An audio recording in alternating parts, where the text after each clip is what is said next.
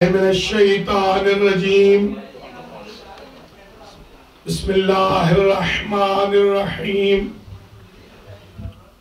الحمدللہ رب العالمین بارئ الخلائق اجمعین والعاقبۃ لأہل التقوی والیقین الصلاۃ والسلام علی سید الانبیاء والمرسلین سیدنا و مولانا شفیع ذنوبنا و طبیب نفوسنا و حبیب قلوبنا ابی القاسم محمد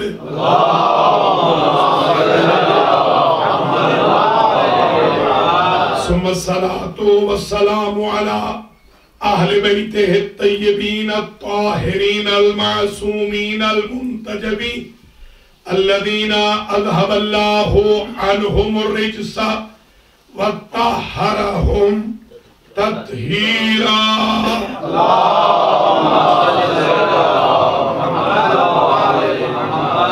سیما بقیت اللہ الاعظم روحی و ارواح العالمین لتراب مقدمہ الفدا عجل اللہ تعالی فرجہ الشریف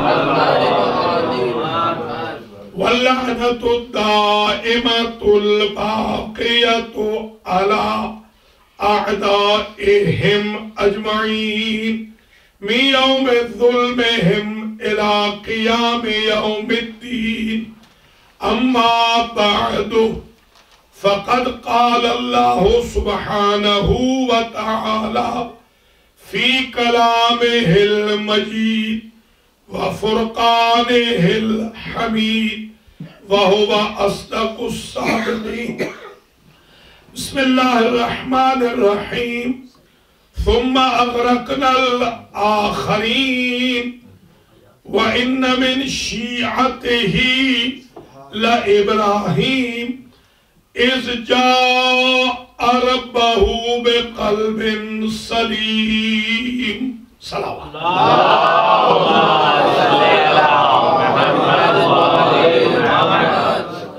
قابل قدر سادات و مومنین و مومنات برادرم جناب سید ہاشم رضا زیدی صاحب کے دولت خانہ پر ویسٹ بری نیو یارک میں جو ایام عزا کے الوداعی ایام کی مجلس حسین علیہ السلام منعقد ہو رہی ہے.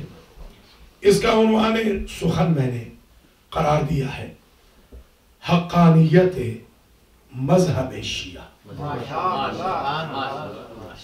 آج ہم قرآن و حدیث سے، سیرہ انبیاء و اصحاب سے، اقوال اہل بیت و ازواج سے، تاریخ کے اوراق سے کچھ ثبوت فراہم کریں گے کہ فرقہ ناجیہ مذہب حقہ شیعہ خیر بریہ.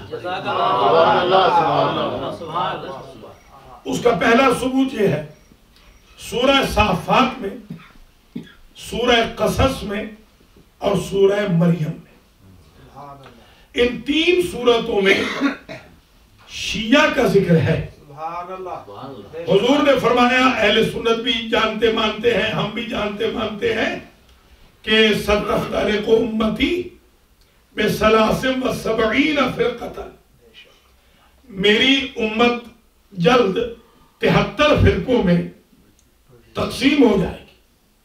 فرمایا کہ کلہم فی النار الا واحدہ، 72 فرقے جائیں گے جہنم میں، ایک جائے گا صرف جنت میں. ہم تو 72 فرقوں کا بھی احترام کرتے ہیں وحدت کی وجہ سے، اس لیے کہ 72 کے ماننے والے.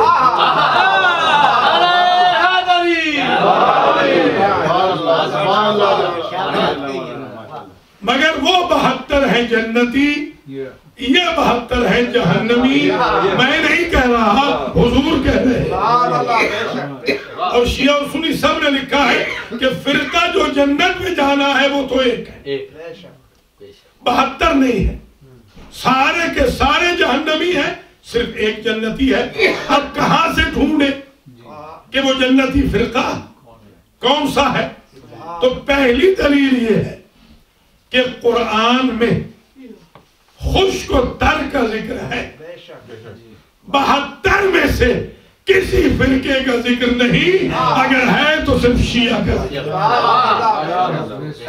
گویا قرآنی فرقہ تو شیعہ ہے, قرآن کا جو فرقہ ہے وہ شیعہ ہے. قرآن کا جو مذہب ہے, قرآن میں مذہب کے لیے جو استعمال ہونے والے لفظ ہیں ان میں ایک ہے دین, جیسے دین ابراہیم, دیناً قیماً ملتا ابراہیم حنیف. یا ہے اسلام, اسلام الیوم اکملت لکم دینکم واتممت علیکم نعمتی ورضیت لکم الاسلام دینا ومن یبتغی غیر الاسلام دینا فلن یقبل منہ. جو غیر اسلام کو دین مانے گا ہرگز قبول نہیں ہوگا. ان الدین عند اللہ الاسلام, یا تو لفظ ہے دین یا لفظ ہے اسلام, یا مذہب ابراہیم کا تذکرہ ہے, اور یا صراط مستقیم کا ذکر ہے, یا دین قیم کا ذکر ہے, یا دین قائم کا ذکر ہے, یا سواء السبیل کا ذکر ہے, یا پھر سب کے مجموعے کو شیعہ میں کنڈنس کیا ہے کہ شیعہ میں اسلام بھی ہے, دین بھی ہے, صراط مستقیم بھی ہے, ہدایت سواء السبیل. ارشاد ہوا وَلَقَدْ نَادَانَا نُوحٌ فَلَنِعْمَ الْمُجِيبُونَ. ہمیں نوح نے پکارا, اللہ فرما رہا ہے ہم بہترین جواب دینے والے ہیں. ہم نے کیا کیا؟ فَنَجَّيْنَاهُ وَآلَهُ مِنَ الْكَرْبِ الْعَظِيمِ. ہم نے نوح کو اور ان کے اہل بیت کو کرب عظیم سے بچا لیا. آپ قرآن میں خود دیکھتے ہیں کہ سارے بچ گئے تھے مگر نوح کی زوجہ غابرین میں ہو گئی, ہلاک ہونے والوں میں ہو گئی. تو اگر نبی کی زوجہ اہل بیت میں شامل ہے تو اہل بیت کو تو نجات دے دی ہے.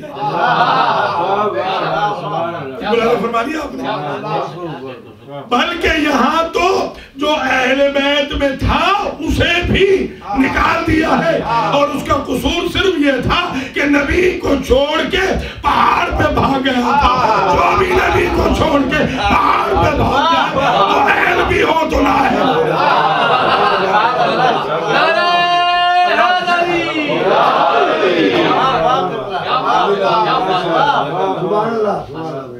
صحابی الی جبلی یعصمنی من الماء, اس کا قصور تو صرف یہی تھا. اور عجیب بات یہ ہے کہ پہلے اللہ نے ڈبویا پہاڑ کو, پھر ڈوبا پہاڑ پہ چڑھنے والا. کیوں؟ اس لیے کہ وہ سورس بنا تھا گمراہی کا.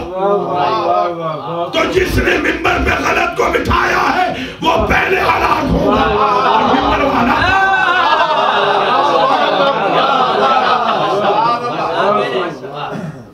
تو اللہ کی ذات نے فرمایا نجیناہ وآلہ من الکرب العظیم وجعلنا ذریتہ ہم الباقین. ہم نے ان کی ذریت کو باقی رکھ دیا. وترکنا علیہ فی الآخرین, ہم نے نوح کے قصے کو ناتمام چھوڑ دیا. کوئی آئے گا فخر نوح, وارث نوح, وہ زیارت وارث والا, وہ نبی کے انکمپلیٹ کو کمپلیٹ کرے گا, وہ آئے گا. اور ہم نے سلام علی نوح فی العالمین, ہم نے نوح پہ سلام کر دیا. انا کذالک نجزی المحسنین, ہم محسن بندوں کو ایسے ہی جزا دیتے ہیں. انہ من عبادنا المؤمنین, تو سلام ہوتا ہے محسن بندوں پہ.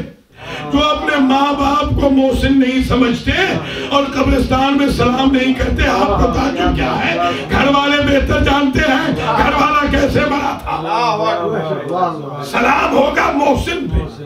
انہو من عبادنا المؤمنین, وہ ہمارے مومن بندوں میں سے تھا.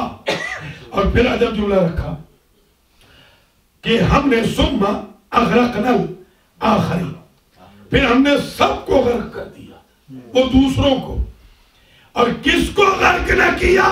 وَإِنَّ مِن شِيَّتِهِ لَإِبْرَاهِيمَ، جو نوح کا شیعہ تھا ابراہیم، اسے غرق نہیں کیا.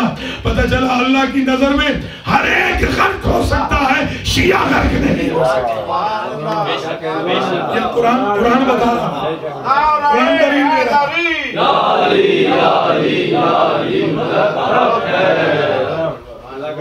وَإِنَّ مِن شِيَّتِهِ لَإِبْرَاهِيمَ إِذْ جَاءَ رَبَّهُ بِقَلْبٍ سَلِيمٍ.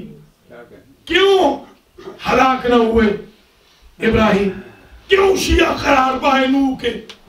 اس لیے کہ وہ اپنے رب کی بارگاہ میں آئے تھے قلب سلیم لے کر، جس دل میں بتوں کی محبت نہ ہو، جس دل میں جھوٹ مکاری فریب نہ ہو، جس میں خیانت نہ ہو، جس میں بد گفتاری نہ ہو، بد کرداری نہ ہو، اسے کہتے ہیں قلب سلیم. تو جس طرح آپ کہتے ہیں نا کوئی آپ پوسٹ گریجویٹ ہیں، کیا آپ کوئی ڈاکٹرل ڈگری رکھتے ہیں، کیا آپ ایکسپرٹ ہیں؟ کیوں؟ اس کے لیے جان کو جوکھوں میں ڈالنا پڑتا ہے. شیعت ڈگری نہیں ہے، مسلسل جد و جہد کا نام ہے. شیعہ علی یعنی علی کا فالوور، جب تک فالو کرے گا علی کا شیعہ رہے گا، جب فالو نہیں کرے گا ٹیرٹی سے نکال دے گا.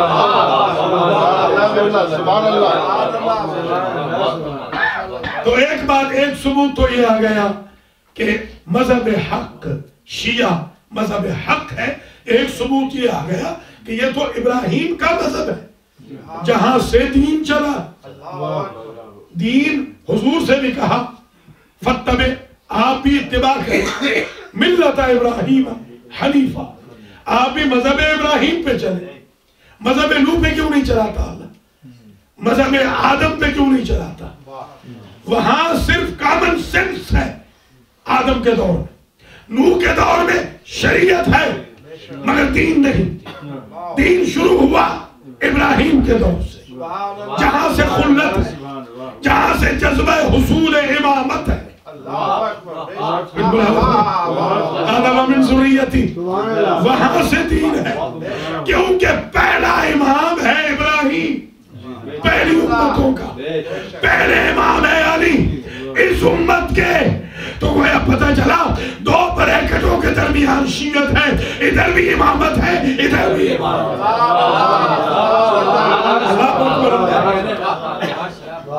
ادھر نبوت کی امامت، ادھر عصمت کی امامت، ادھر رسالت کی امامت، ادھر ولایت کی امامت، ادھر مشکلات والی امامت، یہ حل مشکلات والی امامت. تو مولانا فرمایا یہ پہلا ثبوت آ گیا. حقانیت مذہب شیعہ کا پہلا ثبوت یہ ہے کہ قرآن میں کسی اور کے مذہب کا نام ہی نہیں. دیکھیں میں ایک مثال دیتا ہوں. آپ کے کوئی دوست وزیر اعظم بن گئے، صدر بن گئے، آپ کو بلوایا گیا، تقریب ہو رہی ہے حلف وفاداری کی. آپ وہاں گئے اور صدر صاحب نے یا وزیر اعظم صاحب نے وہاں سے کہا کہ ظفر مہدی صاحب آگے آ جائیں، مثال کے طور پر. اب جو انہوں نے کہا، سب نے کہا کہ دوسروں کو تو اس قابل ہی نہیں سمجھا کہ ان کا نام بھی لے صدر صاحب. جملے کی قدر کرنا، کسی اور فرقے کو اللہ نے اس قابل ہی نہیں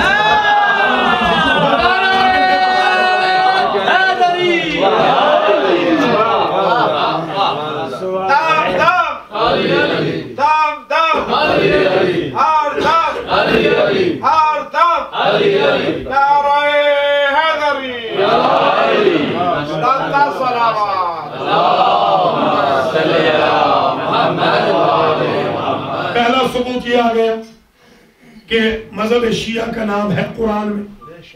72 میں سے کسی فرقے کا نام قرآن میں ہے ہی نہیں.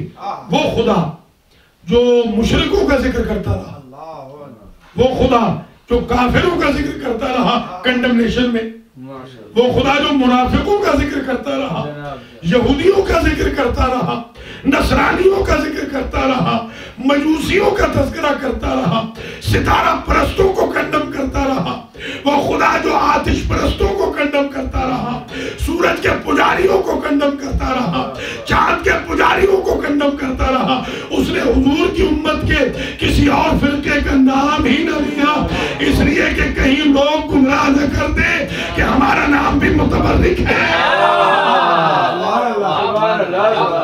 اس لیے اللہ نے کسی کا ذکر ہی نہیں کیا۔ دوسری دلیل، ابراہیم جیسے خلیل کا مذہب اگر شیعہ ہے، اگرچہ نوح کا صحیح، میں نہیں کہہ رہا کہ آپ ابراہیم کو علی کا شیعہ مانے، حالانکہ ابراہیم نے خود کہا ہے، یہ میرے نبی کہتے ہیں، میرے نبی فرماتے ہیں کہ جب میں تیسرے آسمان پہ پہنچا تو میرے پاؤں میں بیٹھے تھے، ممبر پہ میں تھا، میرے پاؤں میں بیٹھے تھے خلیل نے دیکھا سامنے ایک نورانی وجود کو، اور اس وجود کے اراؤنڈ کچھ ستارے چمک رہے ہیں۔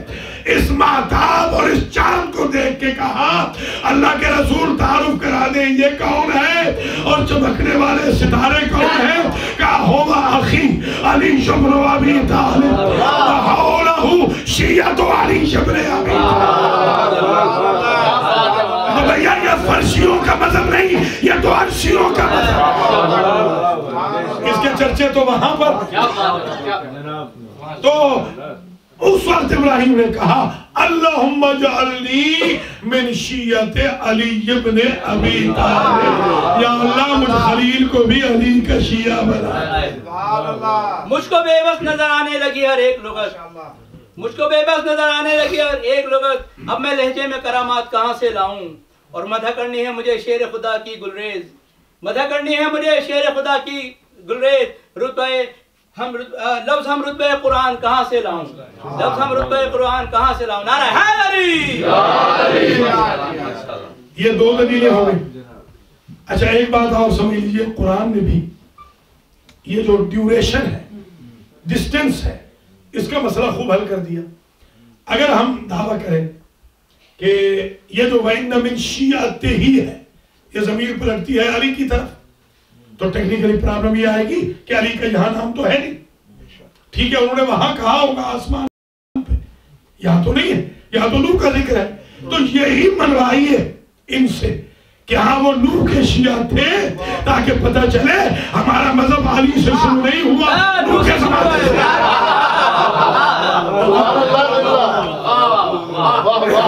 زباں کے ساتھ دل بولا، علی مولا، علی مولا، ہر میزان میں تولا، علی مولا، علی مولا، علی بولی فلک بولا، علی مولا، علی مولا، میرا مولا، میرا مولا، علی مولا، نعرہ حیدری، یا علی۔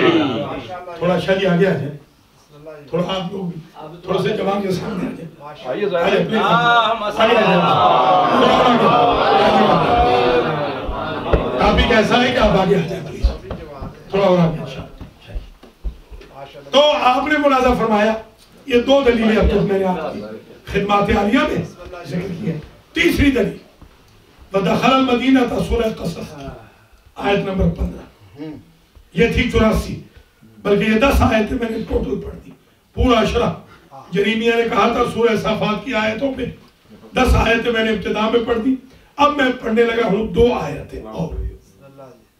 وَدَخَلَ الْمَدِينَةَ عَلَى حِينِ غَفْلَةٍ مِّنْ أَهْلِهَا، تیسری دلیل شیعت کے مذہب حق ہونے کی قرآن سے۔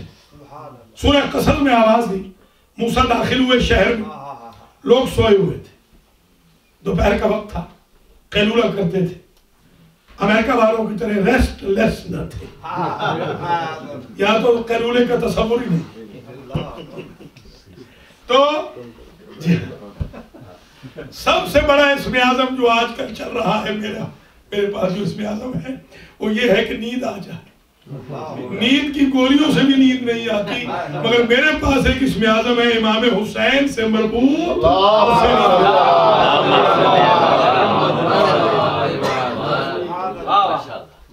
تو تیسری دلیل ہمارے مذہب حق ہونے کی، تشیع کی تیسری دلیل وَدَخَلَ الْمَدِينَةَ عَلَى حِينِ غَفْلَةٍ مِّنْ أَهْلِهَا فَوَجَدَ فِيهَا رَجُلَيْنِ يَقْتَتِلَانِ هَذَا مِنْ شِيعَتِهِ وَهَذَا مِنْ عَدُوِّهِ فَاسْتَغَاثَهُ الَّذِي مِنْ شِيعَتِهِ عَلَى الَّذِي مِنْ عَدُوِّهِ فَوَكَزَهُ مُوسَى فَقَضَىٰ عَلَيْهِ موسیٰ شہر میں داخل ہوئے، لوگ سو رہے تھے، چوراہے میں دیکھا 2 لوگ لڑ رہے ہیں، ایک لڑنے والا موسیٰ کے شیعوں میں سے ہے، میں سے کا جملہ بتاتا ہے کہ اور بھی ہے، صرف یہی نہیں ہے، اور بھی ہے، میں سے ہے، اور وہ نبی کے دشمنوں میں سے ہے۔ آپ ایمان سے بتائیں شیعہ کے مقابل کا کوئی تو مذہب ہونا چاہیے۔ یہ قرآن کیوں کہہ رہا ہے کہ یہ تو موسیٰ کے شیعوں میں سے ہے اور یہ موسیٰ کے دشمنوں میں سے ہے؟ پتہ چلا شیعہ کے مخالف کا کوئی مذہب ہی نہیں ہے۔ اللہ اکبر، فرقہ ہوگا مذہب کوئی نہیں۔ یہ میں آپ کو سمجھانے کے لیے فرقہ شیعہ کہہ رہا ہوں، ویسے ہمیں فرقہ کہنا نہیں چاہیے، ہمیں تو مذہب شیعہ کہنا چاہیے۔ فرقے انہیں نصیب ہوں جنہوں نے فرقے بنائے، اس لیے کہ فرقے ایجاد ہے بندوں کی، مذہب ایجاد ہے اللہ۔ تو یہ موسیٰ کے شیعوں میں سے تھا اور یہ موسیٰ کے دشمنوں میں سے۔ تو ایک بات اور سمجھ میں آ گئی، تیسری دلیل آ گئی کہ موسیٰ کے فالوور کو قرآن نے شیعہ کہا ہے۔ اگر نبی کا دشمن شیعہ ہوتا تو الٹ کہتا۔ قرآن نے یہ وضاحت کر دی کہ کریم اللہ کا جو فالوور وہ ہے شیعہ، کریم اللہ کا جو دشمن ہے وہ دشمن نبی ہے۔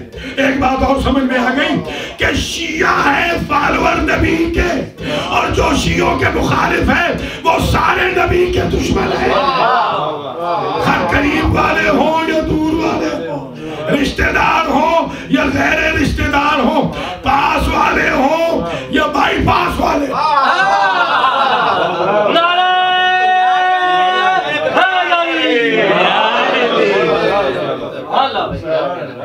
کچھ ملازم فرما رہے ہیں؟ یہ ہو گئی 3 دلیلیں۔ چوتھی دلیل شیعہ کے مذہب حق پہ ہونے کی یہ ہے، اسی آیت میں ہے کہ فَاسْتَغَاثَهُ الَّذِي مِنْ شِيَّتِهِ عَلَى الَّذِي مِنْ عَدُوِّهِ۔ استغاثہ کیا، استغاثہ ہوتا ہے مدد مانگنا۔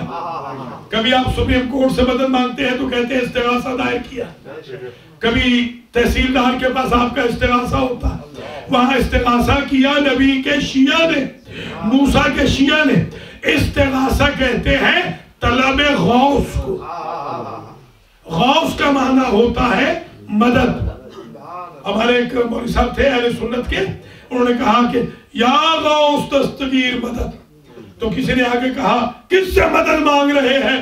انہوں نے کہا کوئی دستگیر، کوئی غوث ماں نے پیدا نہیں کیا علی کے سوا۔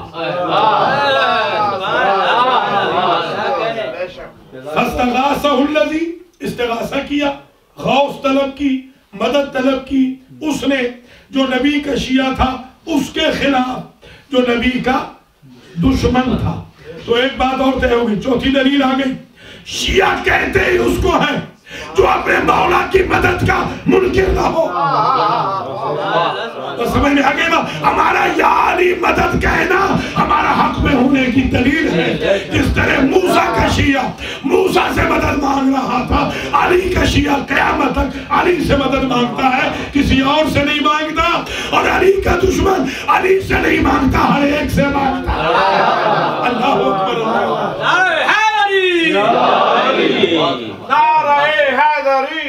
علی یا علی یا علی مدد یہ 4 دلیلیں آ گئی مذہب شیعہ کے حق پر ہونے کی۔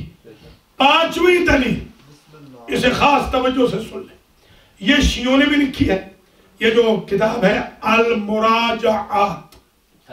ہر شیعہ کو چاہیے کہ یہ کتاب سید شرف الدین کی، آیت اللہ کی، مجتہد کی، یہ کتاب ترجمہ بھی اب تو ہو گیا ہے، اسے ضرور پڑھیں۔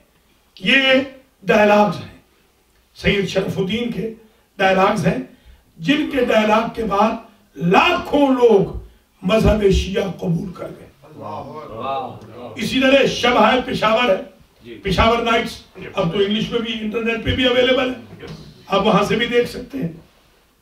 پشاور نائٹس، اس میں بھی جو ڈائلاگز ہیں ان کو ضرور پڑھنا چاہیے۔ اسی طریقے سے ہمارے ایک مولانا تھے جو کنورٹڈ تھے، وہ اتفاق سے انڈیا کے تھے، مولانا سلطان صاحب، انہوں نے جو ڈائلاگ کیے ہیں شیعہ ہونے کے بعد، ایک ہمارے مولانا غلام حسین نعیمی تھے ساہیوال کے جو شہید ہو گئے تھے، انہوں نے کوسچنر ریز کیے تھے، انہوں نے 100 سوال ریز کیے تھے شیعہ ہونے کے بعد۔ انہوں نے کہا تھا کوئی بھی سنی مجھے میرے مذہب والا ان 100 سوالوں میں سے 10 کے جواب دے دے، میں واپس آنے کو تیار ہوں۔ ان کو شہید کروا دیا مگر جواب نہ دے سکے۔ نعرہ حیدری!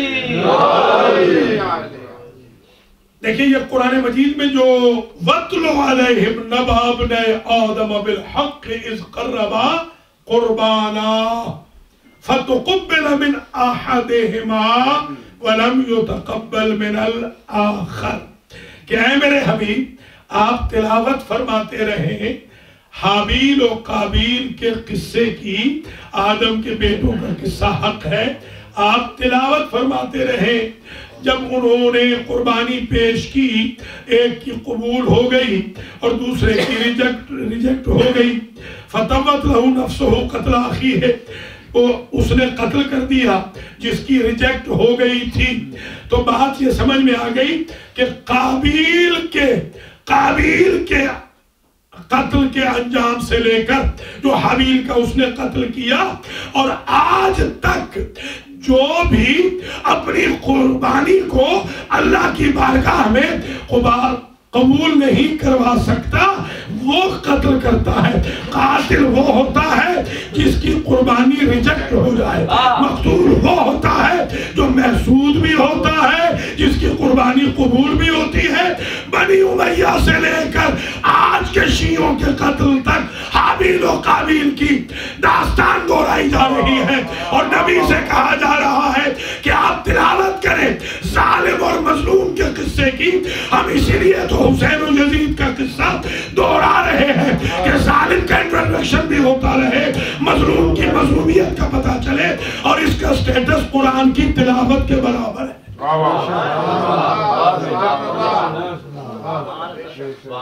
تو یہ بات اور واضح ہو گئی۔ 5ویں مرحلے میں جو ثبوت ہمیں مل گیا وہ یہ ہے کہ شیعوں کا قتل اس لیے ہو رہا ہے کہ ان کے پاس ڈائلاگ نہیں ہے۔ ڈائلاگ میں جب وہ مقابلہ نہیں کر سکتے تو وہ لڑنے مرنے پہ تل جاتے ہیں، یا مفضل ہیں، ایک صاحب ہیں مفضل، ان کے جو کوسچنر ہیں، جو سوال ان کو امام جعفر صادق علیہ السلام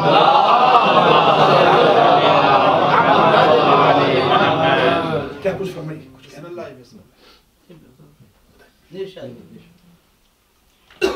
تو جو سوال و جواب امام علیہ السلام سوال بنا کے دیتے ہیں، شہر میں بھیجتے ہیں، کہتے ہیں آپ جائیے وہاں سوال ریز کیجئے، جواب دیجئے، ان کے سوال لے آئیے، مجھ سے پوچھ کے جائیے، جواب دیجئے۔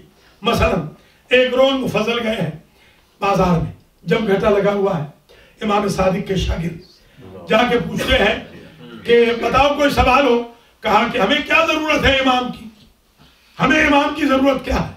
تو مفضل کہتے ہیں تمہارے پاس ہاتھ ہیں، آنکھیں ہیں، سر ہے، پاؤں ہیں، چلنے کے لیے پاؤں کافی ہے، اٹھانے کے لیے ہاتھ ہیں، دیکھنے کے لیے آنکھیں ہیں، سننے کے لیے کان ہیں، تمہیں عقل کی ضرورت کیوں ہے؟ انہوں نے جواب میں کہا ہمیں عقل کی ضرورت اس لیے ہے کہ ہاتھ غلط طرف چلا جائے گا اگر عقل نہ ہو، آنکھ غلط طرف دیکھے گی اگر عقل نہ ہو، کان غلط سنے گا، مکس اپ کر دے گا اگر عقل نہ ہو۔ کہ تم نے اگر چھوٹے سے اس وجود میں اپنے اعضاء و جوارح کے ٹروپس کے ہوتے ہوئے اگر تمہیں چھوٹے سے امام کی ضرورت ہے کہ تمہارے اعضاء و جوارح ڈیریل نہ ہو، تو کیا امت کو ساری کو امام کے علاوہ ڈیریل کر دیا جائے گا؟ تبھی تو ظلم ہو رہا ہے، تم نے امام کو چھوڑا ہے، تبھی تو فسق و فجور ہے، تم نے امام کو چھوڑا ہے۔ جس طرح عقل بادشاہ ہے اور اعضاء و جوارح رعیت ہے، اس طرح امام بادشاہ ہوتا ہے، امت محمد رعیت ہے۔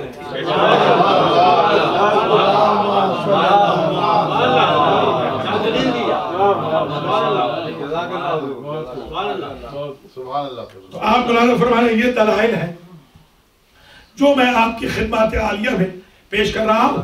یہ 5 دلیلیں اس وقت تک میں نے آپ کی خدمت میں پیش کی. چھٹی دلیل اسے اہل سنت نے بھی لکھا ہے, شیعوں نے بھی لکھا کہ حضور نے یا علی انت و شیعتک ہم الفائزون یوم القیامت علی منابر مبیضۃ. اے علی آپ اور آپ کے شیعہ قیامت کے دن فائز ہوں گے. آپ کے شیعہ قیامت کے دن اونچے اونچے نورانی ممبروں پہ ہوں گے. آپ کے شیعوں کی پیشانیوں سے ایسا نور نکل رہا ہوگا کہ آسمانوں کے فرشتے کہیں گے یا اللہ یہ روئے زمین سے آنے والے منور کون ہیں؟ تو اللہ جواب دے گا یہ شیعان علی. نعرہ حیدری.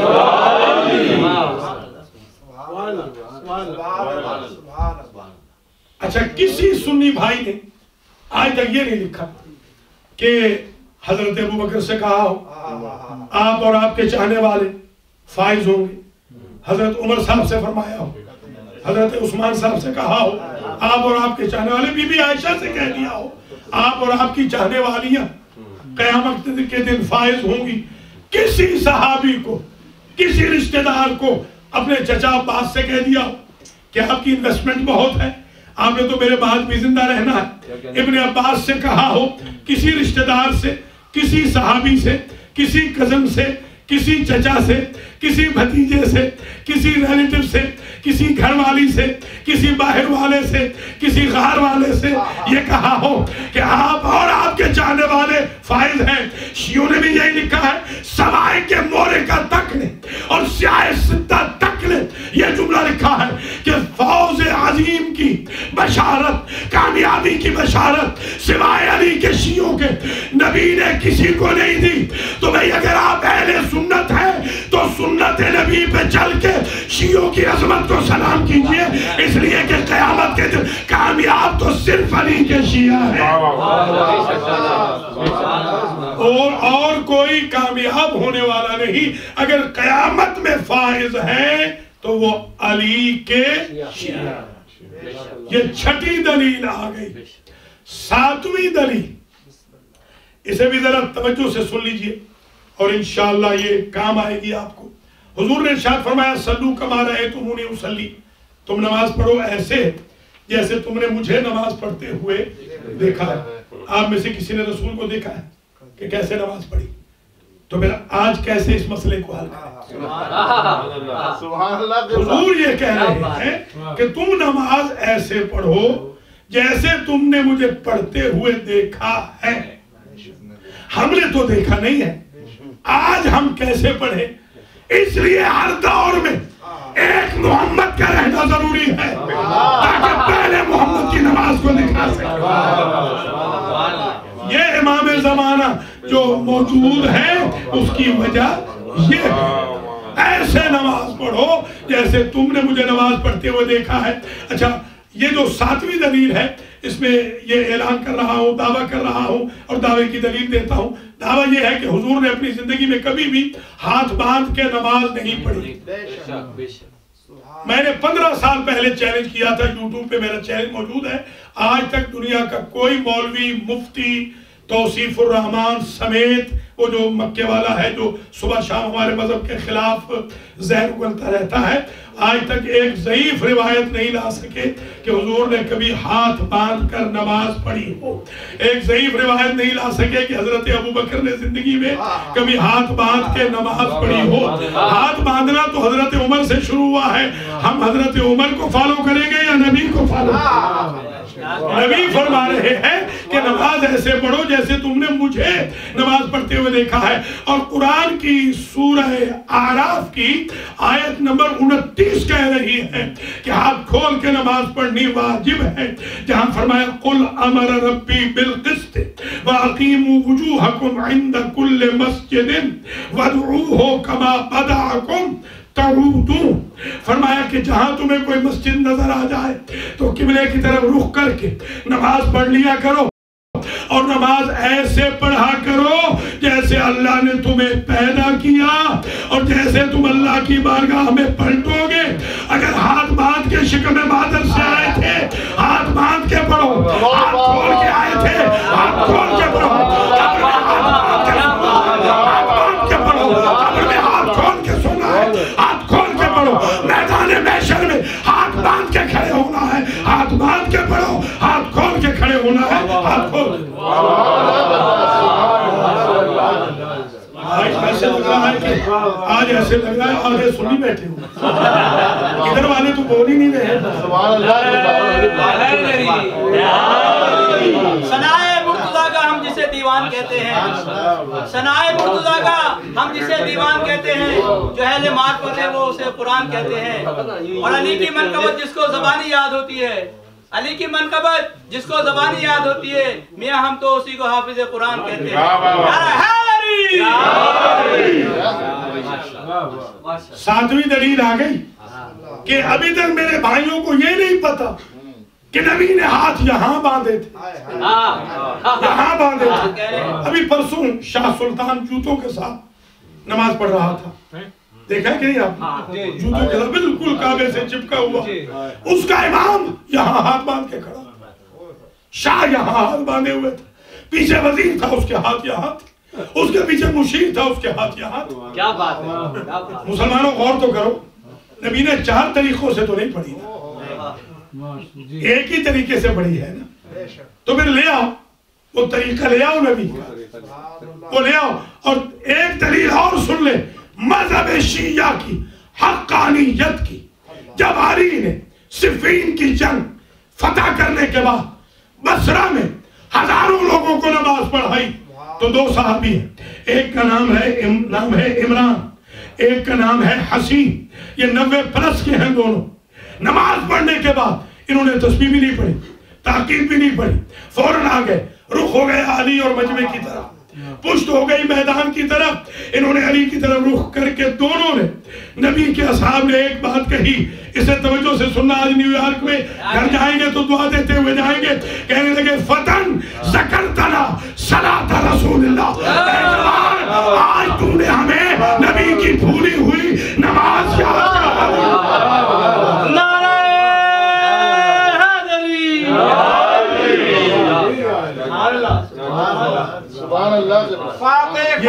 فاتح خیبر, فاتح خندق, فاتح خیبر, نعرہ حیدری. ہم اہل سنت کا بھی احترام کرتے ہیں, جو ہاتھ باندھ کے نماز پڑھتے ہیں وہ بھی ہمارے نزدیک محترم. ہمارے اماموں نے یہی بتایا, ہمارے امام نے فرمایا من قال لا الہ الا اللہ محمد الرسول اللہ فہو مسلم, جو لا الہ الا اللہ محمد الرسول اللہ پڑھتا ہے وہ مسلمان ہے. علی ولی اللہ کلمت الاسلام نہیں ہے, یہ کلمت الایمان ہے, یہ قسمت والوں کو ملتا ہے. لہذا آپ نے مولانا فرمایا کہ جو اہل سنت ہیں ہمارے نزدیک محترم ہیں, ہم ان کے ہاتھ کا گوشت بھی کھاتے ہیں, ہم ان کے ریسٹورنٹس کے اوپر نیاز کے آرڈر بھی دیتے ہیں, اس لیے کہ ہمارے ائمہ نے جو ہمیں کہا ہے وہ ہمارے نزدیک محترم ہے. مگر بتانا بھی ضروری ہے کہ ہاتھ نبی نے باندھ کے نماز پڑھی تھی کہ کھول کے پڑھی تھی. قرآن نے تو سورہ مائدہ میں ہاتھ باندھنے کو حرام کیا, سمجھے ذرا, ہاتھ کھولنے کو اعراف میں واجب کیا, ہاتھ باندھنے کو مائدہ میں 64 میں حرام کیا. کہاں؟ جب کہا قالت الیہود ید اللہ مغلولہ, یہودی کہتے ہیں اللہ کے ہاتھ بندھے ہوئے ہیں, غلت ایدیہم, یہودیوں کے ہاتھ بندھے رہتے ہیں. کوئی سمجھ رہی نہیں ہے وہ یہودی, ان کے ہاتھ بندھے رہتے ہیں. اللہ کوسنا دے رہا, وہ جس نے کہا تھا تبت یدا ابی لہب و تب, اس کے ہاتھ ٹوٹ جائیں, وہ کہہ رہا ہے یہودیوں کے ہاتھ بندھے رہے, اس لیے کہ ہاتھ باندھے جاتے ہیں مجرموں کے. یہ کتنے بڑے مجرم ہیں کہ عدالت عالیہ میں بھی ہتھکڑی نہیں کھل رہی.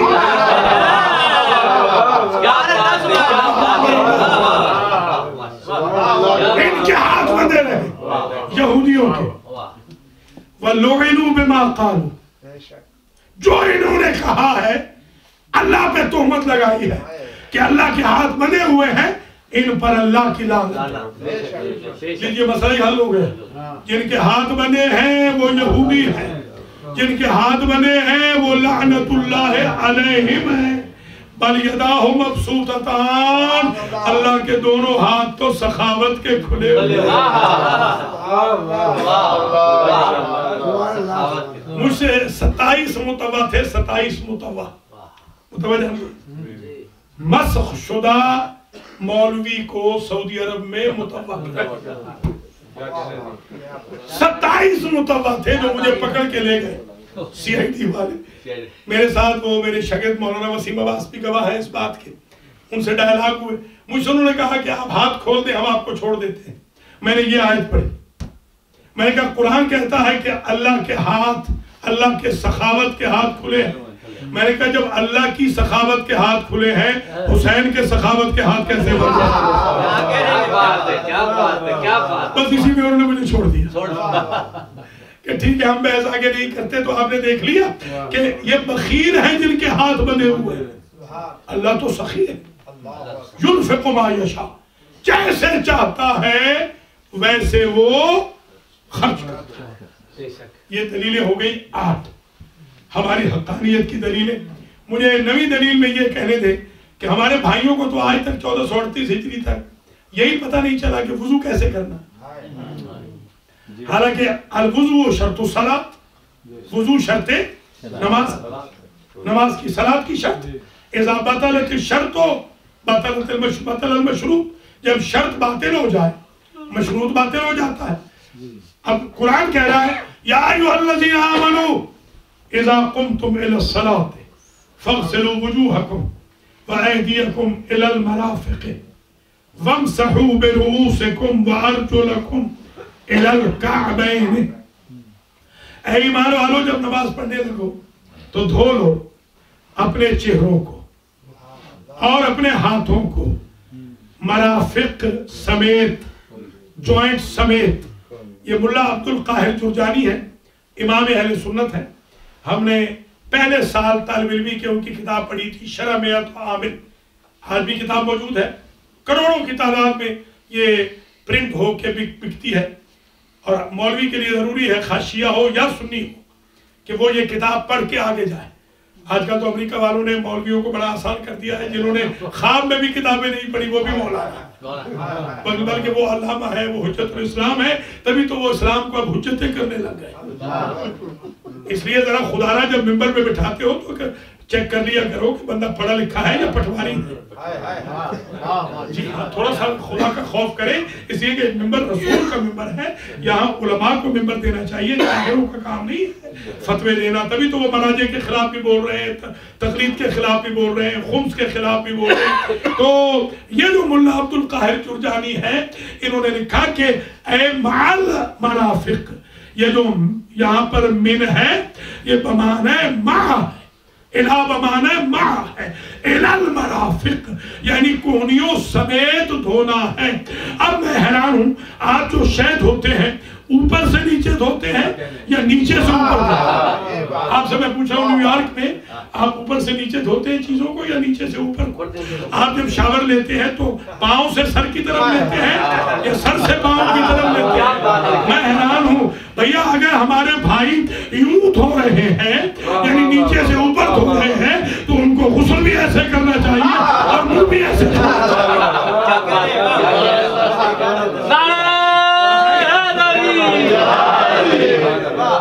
بس تقریر یہاں پر رک رہی ہے، تو ابھی تک تو ہمارے بھائیوں کو وضو ہی کا طریقہ نہ آیا کہ یوں دھوئے جا رہے ہیں۔ اچھا پھر وَامْسَحُوا بِرُؤُوسِكُمْ وَأَرْجُلَكُمْ إِلَى الْكَعْبَيْنِ، اور مسح کرو، جسے آپ اردو میں کہتے ہیں مسح، اور مسح کرو اپنے سروں کا اور پاؤں کا اٹھی ہوئی جگہوں تک۔ کہتے نہیں وَامْسَحُوا کا معنی ہے دھو لو۔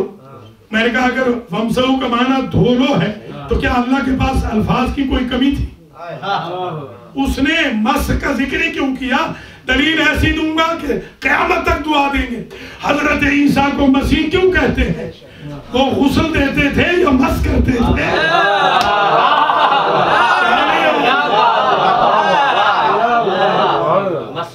وہ مس کرتے تھے، مسح کرتے تھے، اس لیے مسیح ہیں۔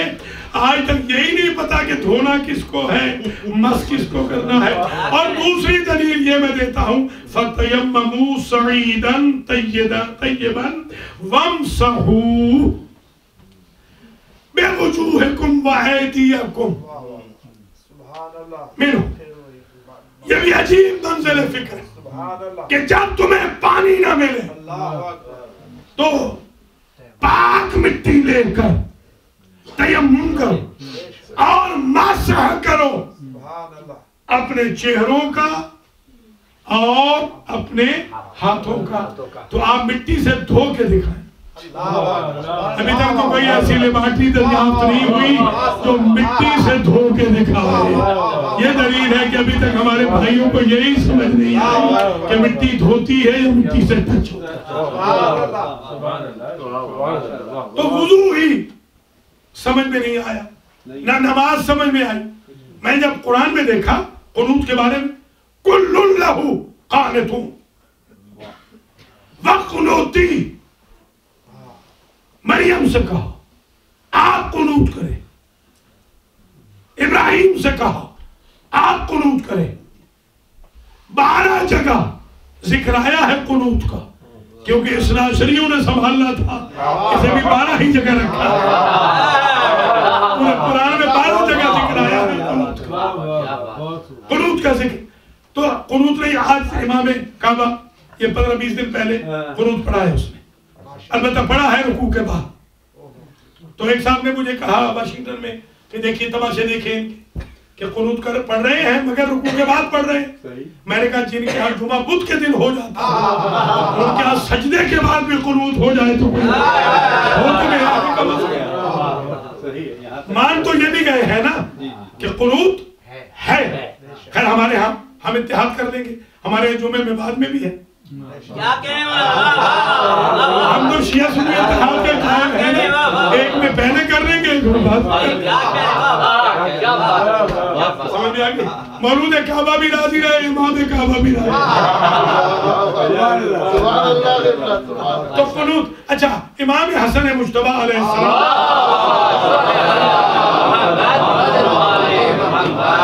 جب ڈاکومنٹیشن لکھی تھی کیا کہا تھا معاویہ سے، کیا لکھ کے دیا تھا کہ اب تک جو قنوت میں تم میرے بابا پہ سب کو شتم کرا رہے تھے، اس ایگریمنٹ کے بعد یہ بدعت ختم ہو جائے گی۔ تو اس نے کیوں نہ کہا کہ ہم تو قنوت پڑھتے نہیں؟ اس کا مطلب یہ ہے کہ معاویہ کے دور تک تو وہ بھی پڑھتے تھے۔ اب یہ کب سے چھوڑا؟ کیونکہ تم نے علی پر سب و شتم کی، ایسی منحوس بدعت قنوت میں شروع کی تھی، اللہ نے تمہیں قنوت سے ہی محروم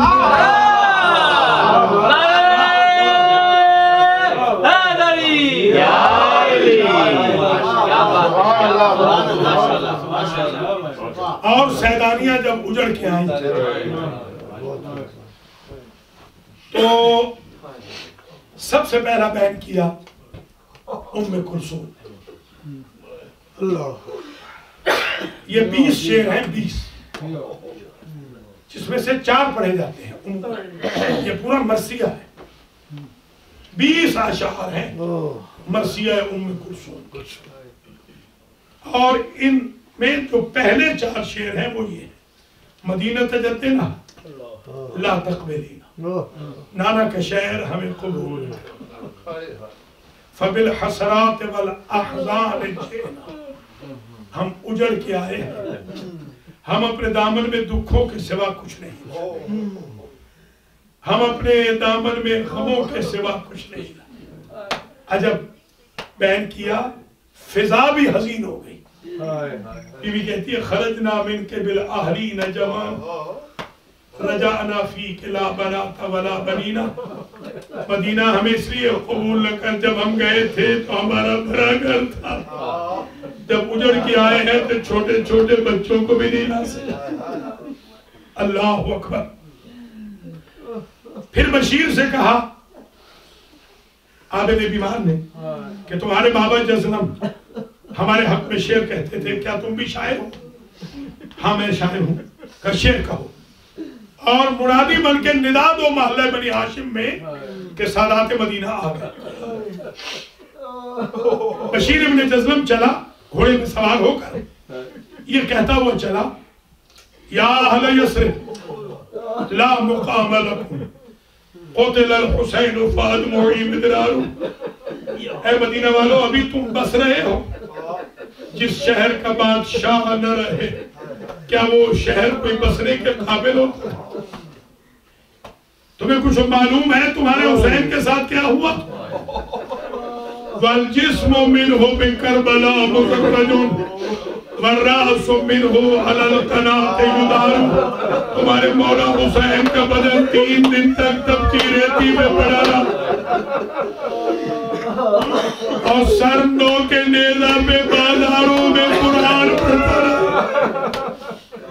بشیر ابن جزلم کہتا ہے میرے اس آوازے کا اثر سب سے پہلے ایک دراز قامت بی بی پہ ہوا، جو تیز تیز قدم چلتی ہوئی میرے قریب آئی اور کہا شیخ تو نے کہا کہ کربلا والے سادات آ گئے، وہ کہاں ہے؟ کہا وہ سامنے خیمے لگے، وہاں ایک عابد بیمار ہے، وہ بتائے گا۔ ایک چھوٹا سا بچہ میری قبا کا دامن کھینچ کے کہتا ہے شیخ یہ بتا، تو نے کہا سادات مدینہ آ گئے، الرجا ابی املا، کیا میرا بابا آ گئے؟ کہ صاحبزادے تیرے بابا کا نام کہنے لگا ابو الفضل۔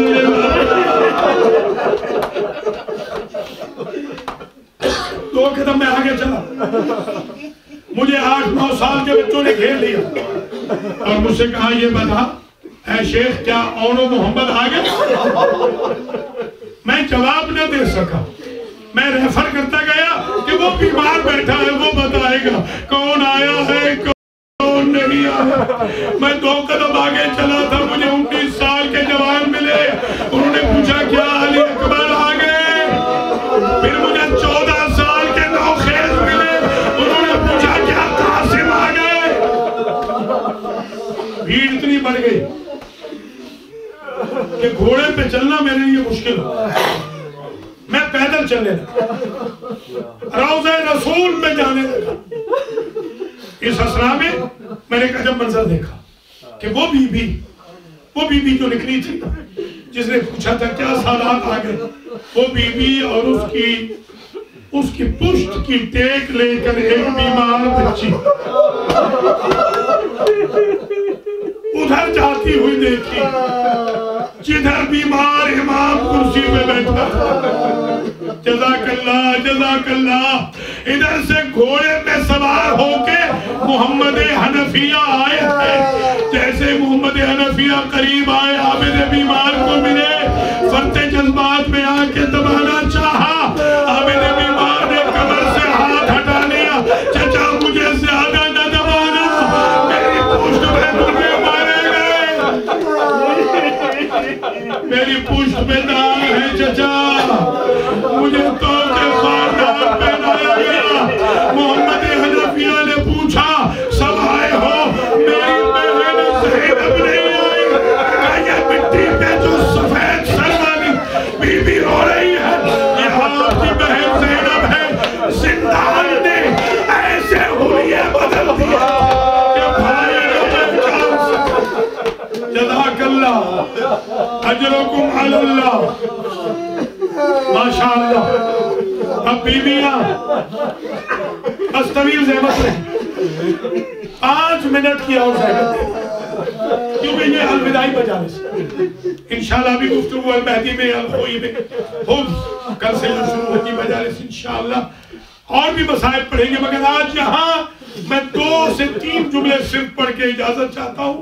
جب علی و بطول کی بہو بیٹی قریب آئی، جناب زینب نے ام کلثوم سے کہا بہن ایک بین تم کرو، ایک بین میں، پھر ایک تم کرنا، ایک میں کروں۔ باری باری جو بین کیے ہیں کلیجہ ہلا دیتے۔ ام کلثوم نے بین کیا، نانا ابو سفیان کی بہو بیٹیاں اپنے اپنے محلوں میں باپردہ بیٹھی رہی. تیری بیٹی کی بیٹیاں کبھی کسی بازار میں کبھی کسی دربار میں. زینب کی چیخ نکل گئی, نانا 9 گھنٹے شرابی کے دربار. یا زہرا, یہ آخری پرسہ ہے, یہ آخری مجلس ہے, اور بس الوداع کہہ رہے ایام عذاب. اگلے سال کون زندہ ہو کون زندہ نہ ہو. اللہ اکبر. بی بی زینب نے عجب بیان کی. ایک بیان بڑا عجیب, نانا ہمیں پتھر مارنے والوں یہ بھی نہ سوچا کہ ہم بھی تو کسی کی بیٹیاں. اللہ اکبر. پھر بھی اندر گئی. جب اندر گئی تو حسین ابن علی کا خون بھرا کرتا نکالا, نانا کی قبر پہ رکھا. نانا کی قبر ہل گئی, قبر رسول اللہ آ گیا.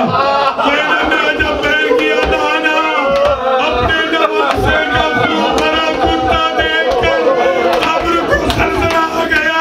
میرے کلیجے کا اندازہ کر, میں 70 قدم پہ دیکھتی رہی, میرا میاں ذبح ہوتا.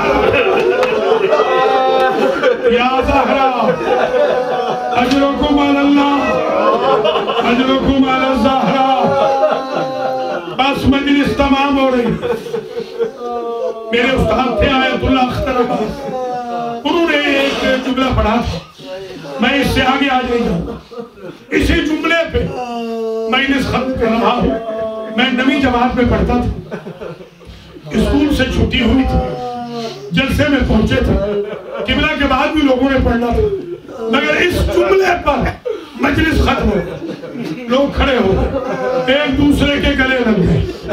بانس تھے, تمبو تھے,